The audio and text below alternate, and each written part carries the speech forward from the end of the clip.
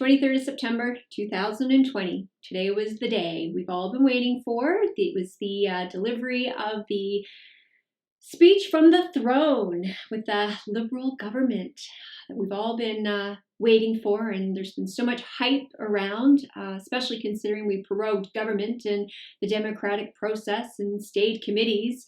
It's been an interesting day. So much like the Liberal government, I was told today by the democracy in this household that I am going to share my thoughts with you on that speech. And Jason is going to ask some questions to help facilitate that process.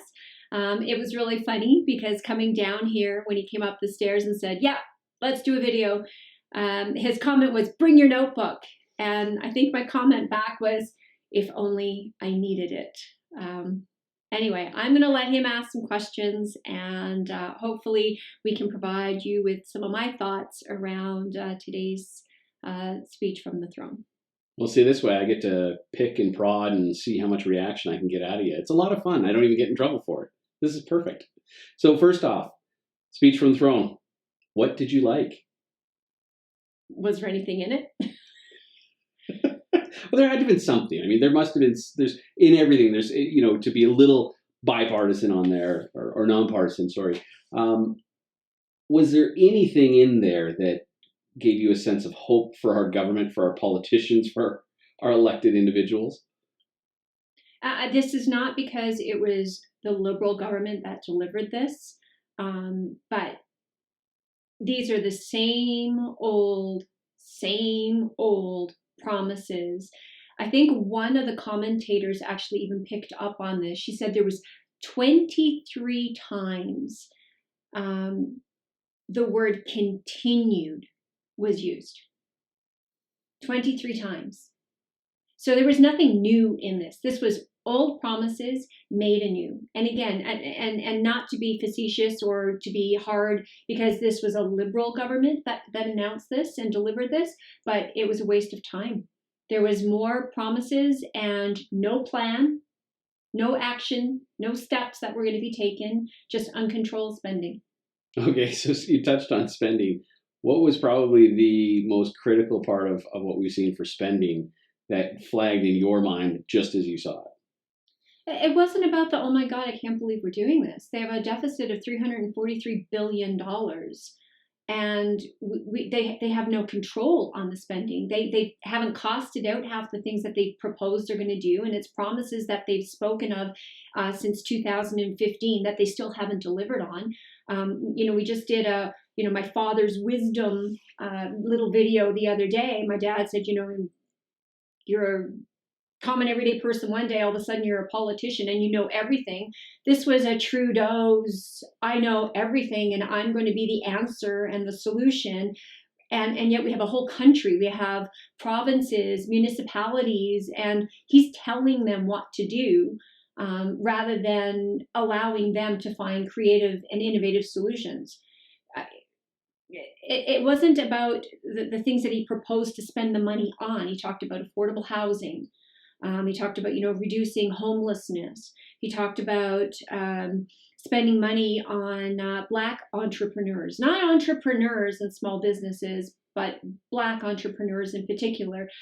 Great, that's wonderful. But why do we have to get into Black or Indigenous or all these racial divides? I'm going, is a good idea a good idea? Does it matter, what color of the person or the race or the gender that it was that they came from?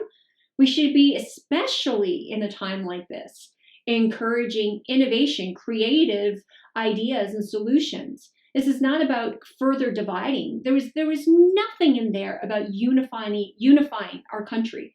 It was just more rhetoric and posturing and virtue signaling. He got his typical LGBTQ comment in there, and the Black and systemic racism. And I'm sitting here and I'm going, let's just divide the country further. That's actually a great point, but let's examine that a little bit further. Then let's look at this dividing of the country. After the throne speech, where do you think kind of the Wexit and Alberta separation movement's going to go? Considering he mentioned climate change in numerous times and building back better, it's only going to grow. There was nothing in there for Alberta. Although at least we did get a mention this time. Unlike, the 150th birthday celebration, we didn't get skipped over. We did at least get a mention, but it was with BC, Alberta, Saskatchewan, and Newfoundland and Labrador as our energy provinces. But he's going to help us transition into greener technologies and more sustainable energy. He talked about creating 1 million jobs. Let's be honest, government creates nothing. Private industry creates jobs. Government only spends what the private sector can create and pay to a government in taxes. So he's creating 1 million jobs. Well, the part that cracks me up is he's the one who's destroyed the 1 million jobs that he needs to create. That was our energy sector. And bills C-49 and 69, they have destroyed that. We have watched investment dollars and private industry run from Canada. Not only Alberta, from Canada with this Liberal government. And he's the one who's destroyed the 1 million jobs that he now has to, apparently Trudeau is going to create. How? This is the whole thing. Lots of promises. Whole nice, beautiful little speech, nice words, no action plan to deliver it. When have you ever seen the government have an action plan for anything, though? Well, I mean, to be fair, there was a Liberal government. I've mentioned this before in the past. Jean Chrétien and Paul Martin, they buckled down. They balanced a budget. This budget, well, there is no budget. This was an epitome of Trudeau's budgets balance themselves. It was a complete epitome because we can spend and spend and spend. And his comment, I love this. He made a comment that was, Canadians don't have to burden the debt when their government can do it for them. Governments are in far better position to carry the burden of the debt. To carry the debt load. So to carry the debt. Well, our grandchildren and our children are going to pay for it. I love this. It's as stupid as saying budgets balance themselves because governments don't create anything. Tell me how you really feel. I'm not holding back today. I'm not going to hold back. Governments don't create anything. They don't have a revenue source. We are the revenue source. And we, at $343 billion in deficit, you and I are never going to generate enough money in taxes to be able to pay that off in our lifetime. So all he has said that he's going to do, and it's not his children, by the way, they're well taken care of with their little trust funds, I'm sure. It's going to be your children and my children that are going to be paying for this. Wow. So if you're an oil and gas executive or an owner of an oil and gas company or an energy company in Canada, after hearing this, there's none left in Canada. What's your thought? Well, there are still a few. No, there's still a few. Let's be honest. There's nobody investing. We're 40% empty in downtown Calgary. I get it, but I mean, there are still a few that have oil and gas assets here, and servicing companies and et cetera. What are you going to take from this? Just a reaffirmation of what I think they've already known. Are you going to take the fact that, oh, hey, wait, there's going to be all this great money coming for clean energy? Maybe we should change gears. But the energy sector right now, our oil and gas companies were the ones that were investing in the clean energy sector. And Trudeau destroyed that. So it's just more of the same. Well, what I love, too, is he commented about the breaking down of the provincial trade barriers and actually having free trade. Yay, we can get beer from BC. So really, let's be honest, though, but how's he going to do it? How would you expect that he's going to do it? Again, it's the same promises that we've heard since 2015. And as a matter of fact, so no offense, nobody take any offense to this statement, but he talks a lot about the middle class, helping out the middle class. And Canada's middle class, if left alone, if the government would just get out of the way, would be perfectly fine. And he talked about small businesses. But yet again, it's the government that has hurt more small businesses than has helped small businesses. And I look at that, and Canada has become a country of mediocre. Mm-hmm. Nothing but mediocre. Nobody gets left behind. That is not an environment that produces exceptional people and exceptional results and innovates and is creative. What is it producing? It produces mediocrity. I know, but what's that going to entail in terms of the future? Where's Canada going to lie? Nowhere. Well, I think we are going to lie somewhere, and it's near the bottom of the pack. We continue down this mediocre and grading everything under a bell curve. You know as well as I do, anyone who's scoring high, why are they going to work that hard? There's no, and that's what I'm saying. We are a country of mediocrity. We are not a country that fosters innovation and creativity. We are not a country that promotes excellence at all. And in the rare occasion when we have done that, so Canada in the past and currently has some expertise that we have bought and paid for and fostered and created, and we don't keep it. The first person who comes along from the US or from Europe or wherever that has a checkbook and is either a bit smart, they take that expertise and they whisk it away. Because Canada, might be okay in the occasion that we do create something. We don't foster that, and we certainly don't keep it. Yeah, it's funny. I do want to go back to the trade barriers and free trade amongst the provinces because I want to explore that a little bit further. But before we do that, though, too, I want to, better yet, let's go back and let's deal with that. Trudeau made mention of numerous initiatives that the federal government is going to do. And supposedly the federal government's going to be able to do all of these things, like break down the trade barriers. Do you think he's actually going to use national interest? No. No? No. Okay, so again, more promises, more things we've heard, all in the past, same rhetoric, same nice words. Has he done anything since 2015? No. Nothing's changed. He's got some fancy socks. I did notice the socks. I did notice the socks. I've got fancy socks too. Does that count? But the point is, now we have a federal government. So this is Trudeau's Canada. So the provinces themselves laid out some areas that the federal government specifically could have helped the provinces deliver.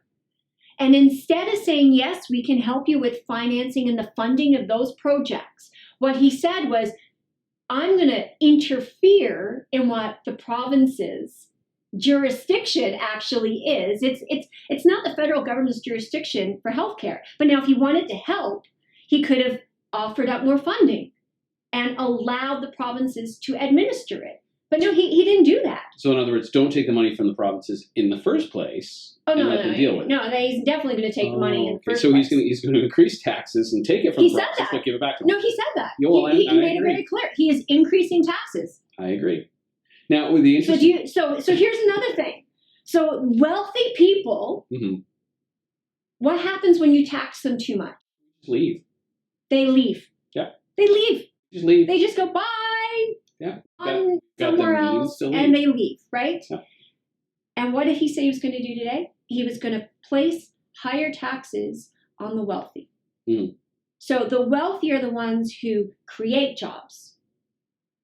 Or the middle. Spend. Or the small businesses. Money. So. But again, but for some reason, he seems to think that small businesses, well, we're a pariah. I mean, he all but said that just a few years ago. We're nothing but a bunch of tax cheats. Oh, that is true. He did actually say that. He said that. Mm-hmm. He said that. So from that standpoint, we must be who he's referring to, right? Well, I'm going to take my small business out of Canada and go somewhere else where it's appreciated and where I'm not going to be taxed to death. Off the top of your head, completely off topic, where would that be? Oh, I can think of a few places. Name one, just one. Texas, perhaps. There we go. I figured it was going to be Texas. Gotta love Texas. I like Texas. There you go. Save Austin. Save Austin. I love Austin. Austin's beautiful, but it is a little too, It's getting to be very California-ish, liberal, that's socialist. the concern. Yeah, definitely. That's the concern. Definitely. Because you got a lot of people moving from them blue states into them red states. Yeah, I know it's completely backwards down there, isn't it? Yeah. The red-blue sort of option where we're red. Yeah, I had to stop and think about that Yeah. because you're. That happens to me all the time. I remember where am I on the border, and then when does color change in terms of common sense and absolute ludicrousy? Yep. Yeah. Okay. Fair enough. Now you've mentioned a couple things numerous times here. You keep talking about Canada. Yep. And the sense that there is this Canada. And in my view of watching this throne speech, he's done nothing to help Canadian unity. He's done everything in this speech to divide provinces further, to highlight the fact that Quebec has an amazing early childhood care program, primarily paid for by the richer provinces, Alberta and Saskatchewan, and maybe, into some respect, the workers of Newfoundland and Labrador that come south into the oil and gas industry. But at what point in time is our federal government and our leaders going to actually look at bringing unity to this supposed nation? In all fairness, it was actually Legault who has brought up the fact that there was nothing in there regarding the unification and national unity. And that's really interesting that Quebec would have been the one to bring that up, because the Prime Minister had a golden opportunity here to unite the country, and all he's further done is divide it. And there is nothing in there for the Western countries, and you're going to see Western alienation, the feelings around that, stronger and stronger as a result. And I think, the few comments that he put out there for Quebec, he was trying to placate, and Quebec and its distinctiveness, and we need to protect, French, but not enough, not even enough for Quebec, right? So they're not supporting the throne speech. The Conservatives are not going to support that throne speech. The NDP will support the throne speech. They have no choice. The NDP, this is the first opportunity in a long time that they've had to have any power influence on government. There was enough in there, even though even Jagmeet Singh, though, even came out and said, yeah, it was nice words. And these are Jagmeet's comments. Nice words, but action has proven that he's not going to deliver on these words. So, but again, this is where if Jagmeet Singh was really smart, he wouldn't support this, and he would call the election. Not that, but he won't, because they've got more power now than they would have if the Liberals lose, for example, in the next election. So that's not, in my opinion, I don't think we're going to see an election here anytime soon, because I think the NDP will support this. Are you excited or disappointed by that? Well, I mean, Canada needs to change. So, disappointed, but, what are we going to replace it with? Aaron O'Toole. He's going to solve all of our problems. Well, I mean, let's be honest. I don't think Aaron O'Toole has even said he's going to solve all of our problems. But in all honesty, he wouldn't do worse than what Trudeau has done. Yeah, but at what point in time are we actually going to go back to some basics? We need change, and we need change. We have to get out from underneath the UN's umbrella. UN Declaration for Indigenous Rights. What's that going to do for BC and for Alberta? Well, you're Indigenous. Isn't that a good thing? No. Again, we're just further dividing. And his comment was discriminatory legislation. I think that was. Let me get my notebook. She does actually need her notebook. That's perfect. What was this comment? No, because there was this term really caught me. I'll tell you what, we'll take a quick break when we come back after a quick commercial, because we do have to pay for things here to be able to continue to do this.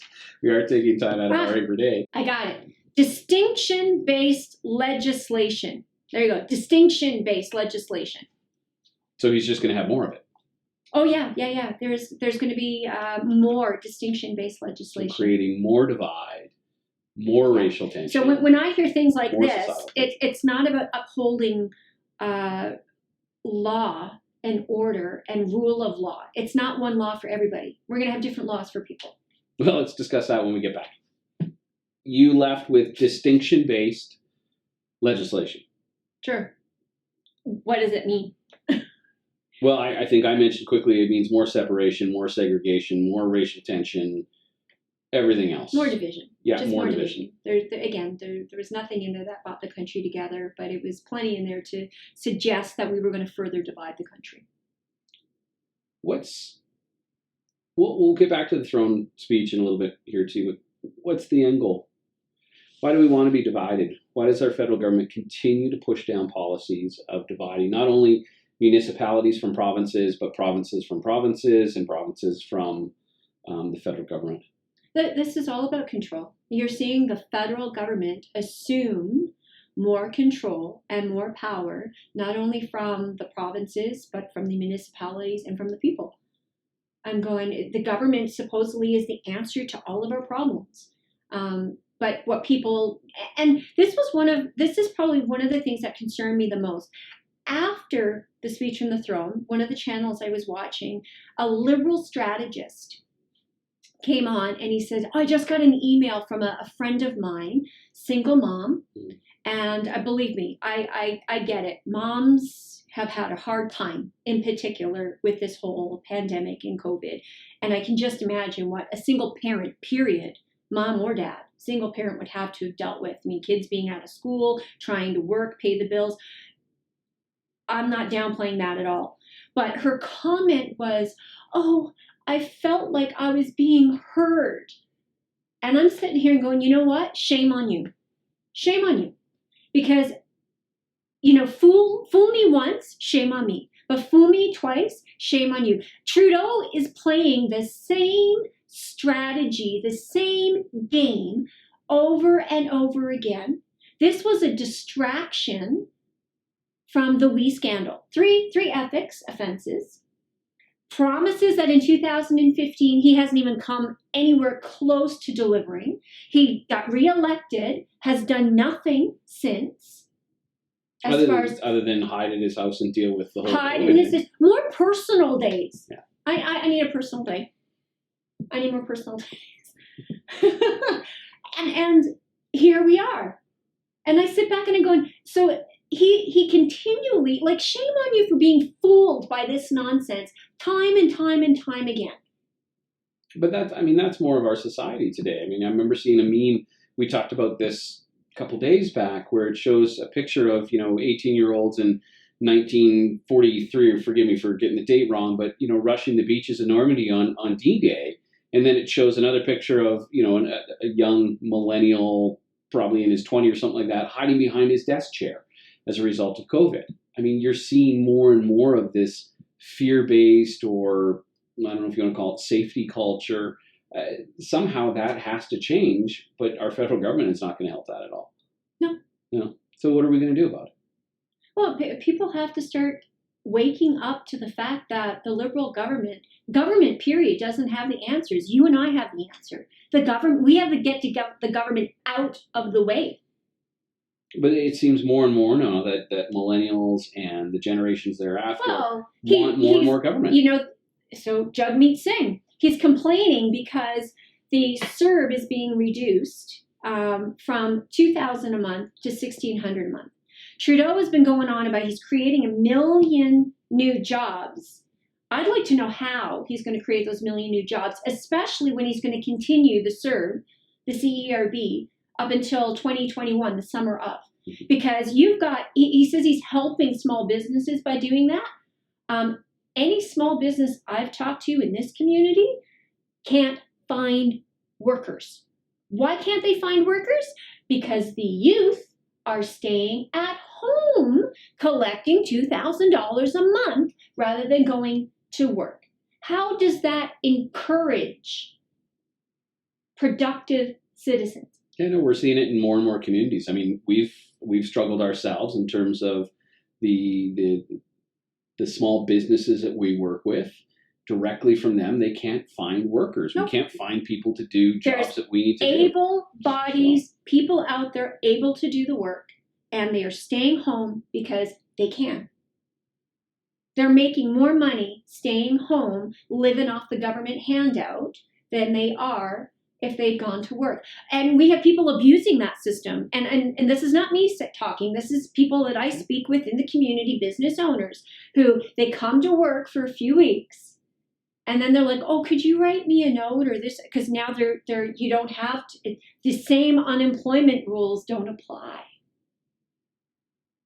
Yeah, and that'll be an interesting one. Now he's going to expand the unemployment insurance program. Yeah. So the rules are changed so that more people can qualify for CERB. Yeah, it's going to be, personally, I think it's going to be absolutely interesting.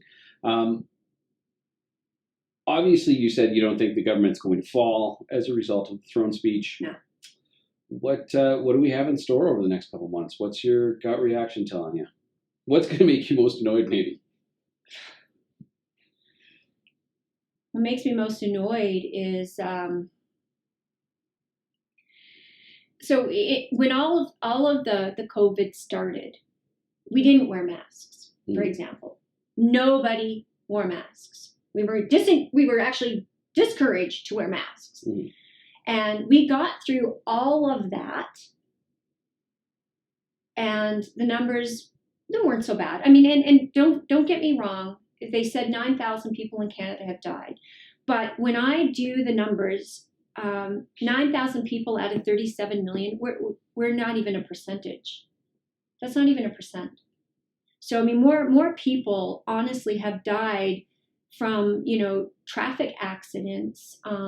Let's not even talk about cancer and diabetes and all these other illnesses that are chronic and problematic in our society. And so, and I'm not trying to downplay it or discredit it, because in the beginning, we didn't know what we were dealing with. So better to be more cautious in the beginning. But now we have real data, we have real numbers. And now all of a sudden we got silly things. And it's just my personal opinion.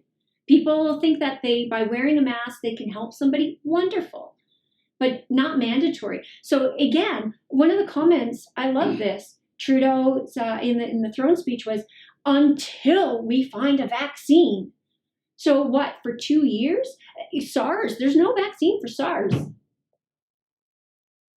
That's a coronavirus.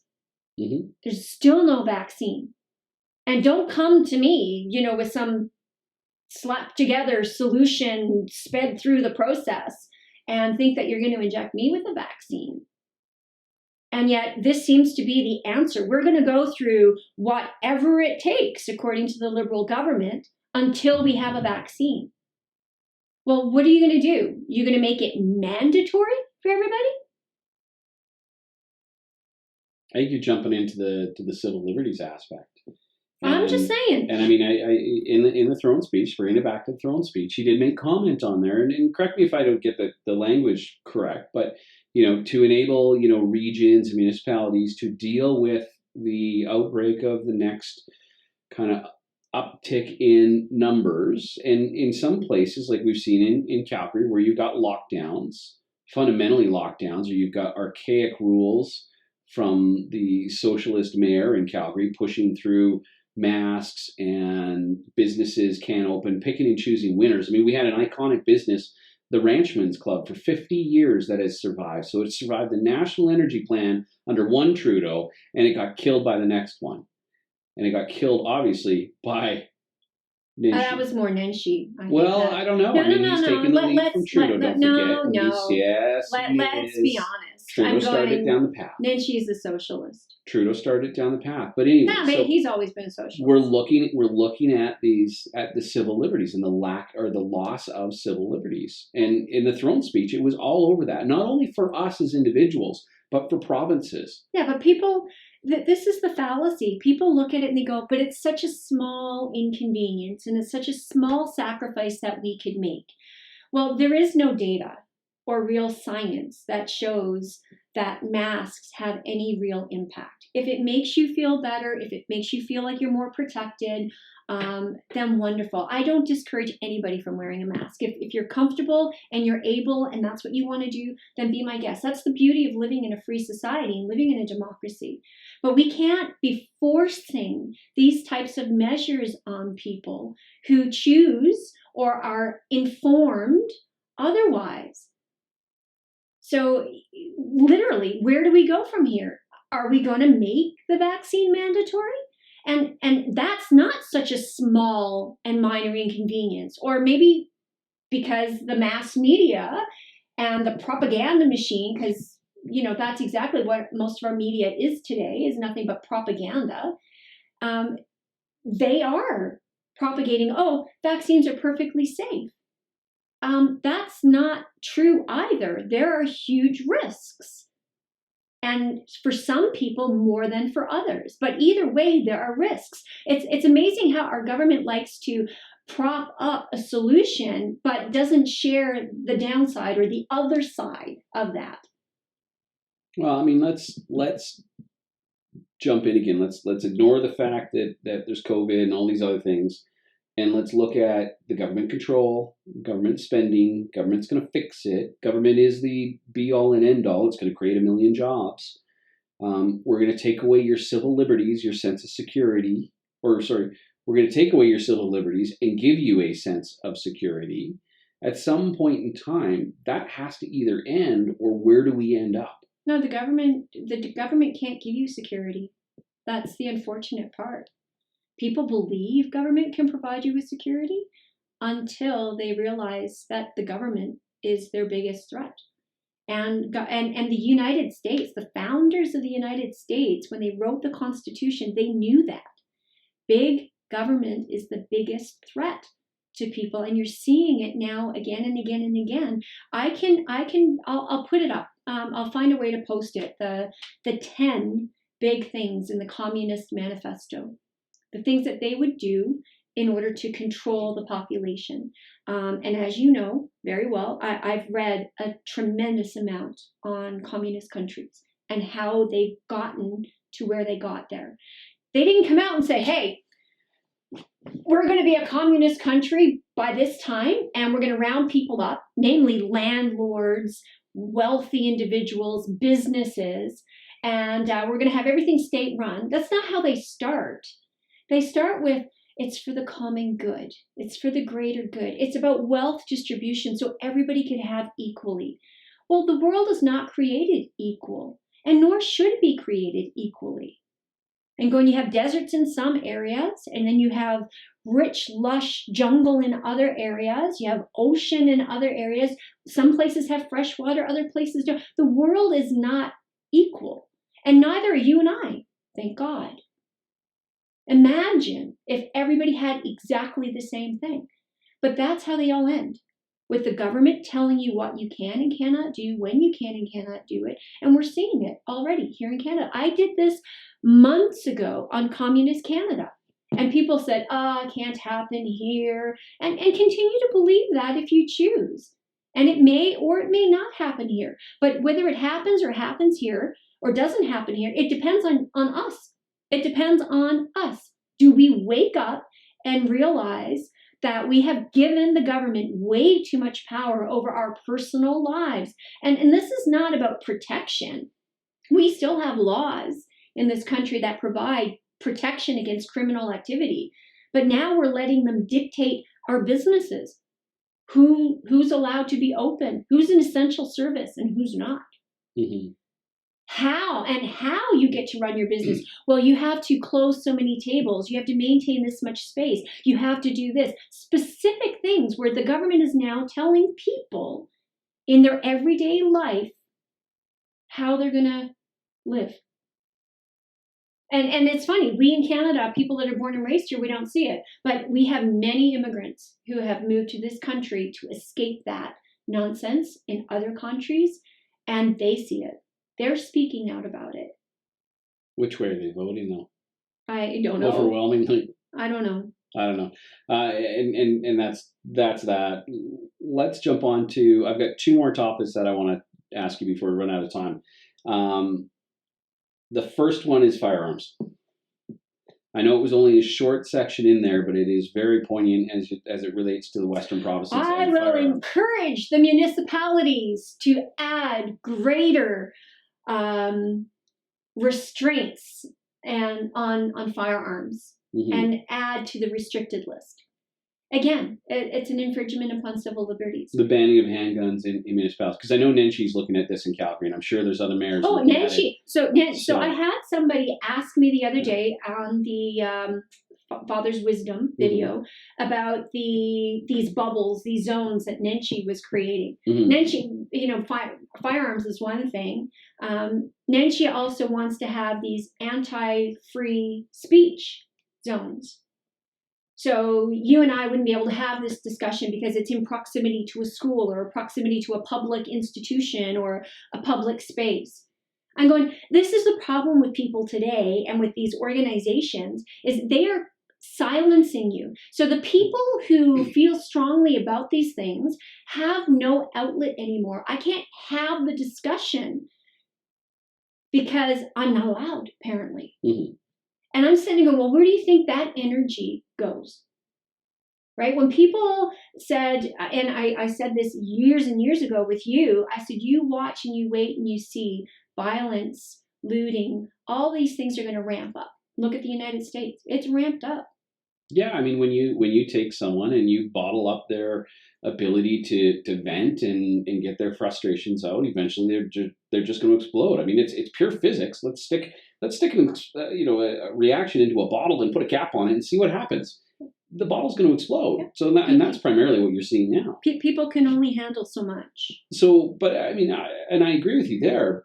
But I do want to delve deeper into firearms, and I don't want you to dive off there. Look, how is it that controlling handguns, which, to be honest, to get a restricted license and be able to have and operate a handgun is probably one of the most cumbersome, invasive processes in Canada, anywhere in the world. Wasn't it you when we were just discussing this the other day that said that people who are in the database who have their possession and acquisition license, their PAL, they're run through. They're restricted checks. For sure. Yeah, I can't remember whether it's their PAL. So if they if they have a restricted, they are run through the database, criminal database, daily, every single day. Every single day. Yeah, the process to even get a handgun is absolutely the people who own guns legally are not the problem.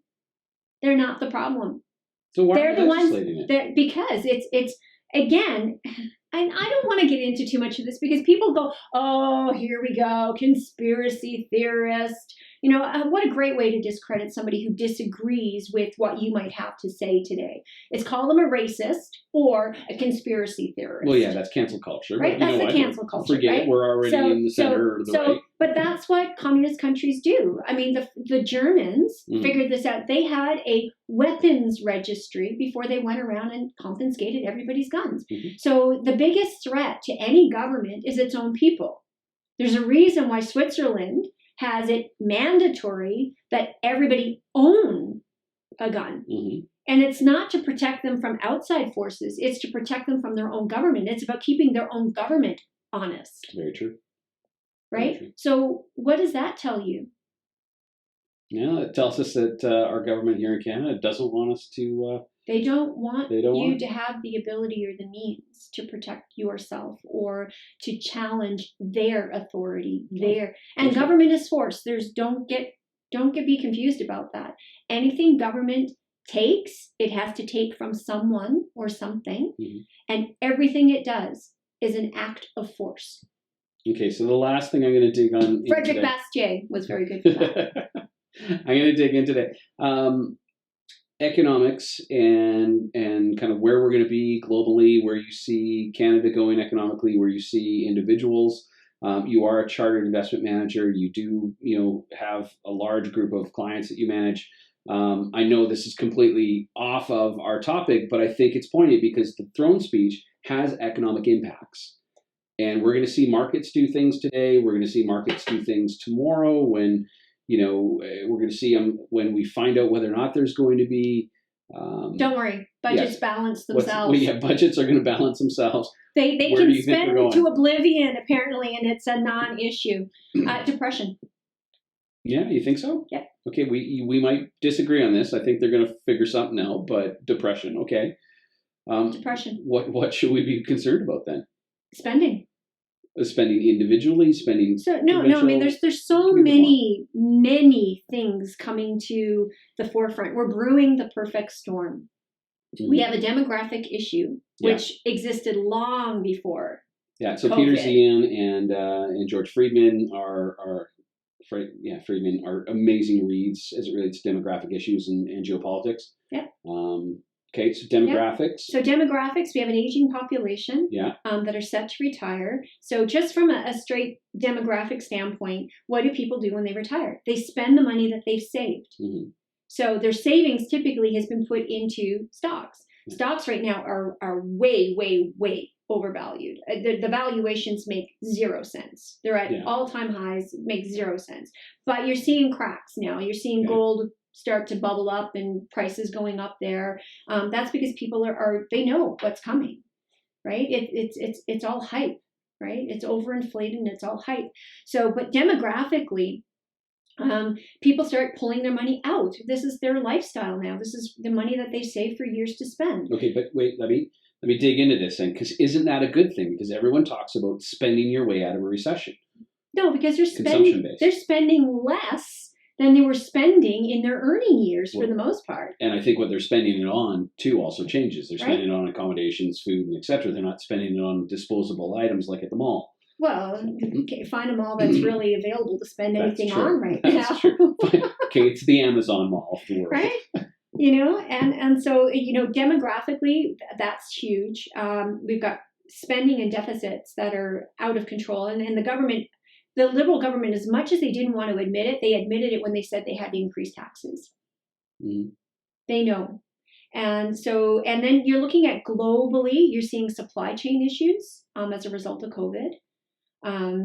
And those aren't going away anytime soon. So we're going to see shortages still of essential items. Yeah, and if you're looking at geopolitics, I think that's only going to expand, right? Just because what's happening. Yeah, absolutely. So Peter Zian really does do a good job at identifying some of those issues in his book, Disunited Way, if anybody's really interested. Disunited Nations, not the Disunited Way. Oh, Disunited Way. Disunited Nations. Correct. Yeah, the Accidental Superpower and all those. Yes, they're brilliant series of books. Absolutely. So, and then you take a look at, healthcare in this country is going to go way, way up as a result of our demographics. Then you've got to look at OAS and CPP, right? Those are going way, way, way up as expenses.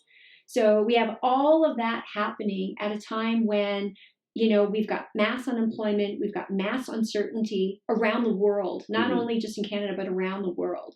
None of those things bode well for the economy. You've painted a pretty bleak picture. And that wasn't even the throne speech, just seemed cheery to me. No, because, people, if the government can get out of the way, people are amazingly resilient. Like, Trudeau keeps going on to build back better and resilience. And that we don't need the government for resilience. Get out of the way. Get out of the way. People are creative. They're innovative. We will find solutions. We will come together as communities if the government would actually step aside and let us be a community to figure things out. And this is what made North America such a great place to live to begin with, was that people came here. They were free to explore options. They were free to discuss ideas and try what worked. What worked sticks. That's the beauty of capitalism. Only what works stays. The problem with socialism is the government can prop failing companies up, failing banks, failing theories up forever. Failing whatever. Failing whatever. They can prop them up and drag it out. But I'm going, capitalism's very, very succinct about that. In order to succeed, you have to give people something of value. Not even what they want, but something of value. Socialism is not about value, right? The government will just support it. And we have creates mediocrity, which will just completely degrade into just bad policies and bad business and bad ideas. So to wrap it all up, get out of our way, we'll make the country great again. I wish. Don't give up hope. Don't give up hope, whatever you do. Stay in the fight. Put a smile on your face no matter how hard it might be some days. And no matter how many speeches from the throne you have to listen to. Don't give up hope. Perfect. Thank you. If you like this video, please share it with your friends. Don't forget to hit the like button and tune back in for the next video, hopefully, which will be sometime in the next few days.